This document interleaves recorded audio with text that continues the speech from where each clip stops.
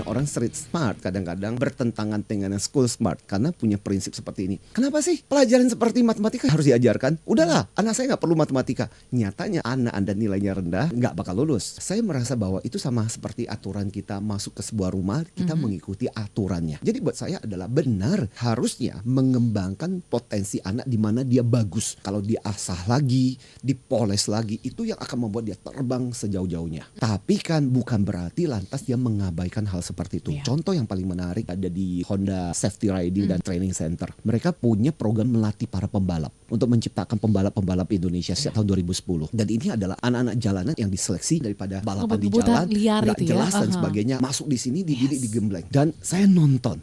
Itu kemampuan mereka untuk manuver dan sebagainya itu luar biasa. Itu benar-benar kayak kita nonton benar-benar balapan. Dan saya punya kesempatan ngobrol-ngobrol dengan panitianya. Saya bilang, hebat ya. Oh Pak, ini anak-anak jalanan luar biasa Pak, kemampuan manuver dan sebagainya. Tapi satu hal Pak, stamina, kecerdasan mereka. Karena kalau balapan, itu mereka harus mempertimbangkan ini posisinya di mana, sampai sejauh mana. Mereka harus melalui waktu kan, sampai nggak bahan bakar mereka dan sebagainya. Mereka harus punya kecerdasan. Dan itu nggak nyampe. Jadi ini kemudian membuat saya berpikir bahwa iya, kalau anak kita merasa udah kalau itu kurang gak usah dibangun di situ. Tapi kan nyatanya dan faktanya ada bagian-bagian dari pendidikan itu yang mungkin akan berguna juga dalam hidupnya. Makanya dua-dua hal itu penting banget. Makanya mereka-mereka yang punya pendidikan tinggi dan sebagainya, please jangan terlalu sombong, jangan terlalu berbangga hati.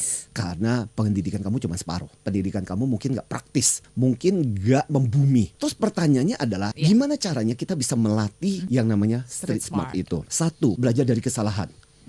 Lakukan sesuatu, coba, bikin salah, and then you learn from that. Yang kedua adalah melatih intuisi kita. Hasil dari perpaduan antara pemahaman dengan pengalaman. Dan di tes, intuisi saya merasakan seperti ini. Benar nggak ya? Tepat nggak ya? Coba aja. Lama-lama intuisi kita terasah. Dan yang ketiga adalah street smart adalah pelajaran dari kehidupan. Berarti apa? Cari dan ketemu orang sebanyak-banyaknya, tanya dan belajar dari mereka. Dari situ mereka bisa bercerita bagaimana mereka membangun bisnis mereka, bagaimana memulai dari nol, kesulitan, permasalahan yang mereka hadapi.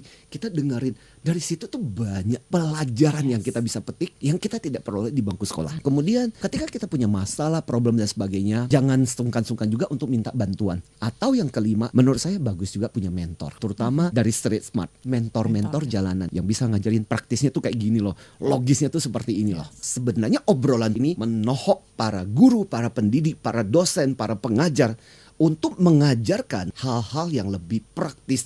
Jangan cuma teori melulu.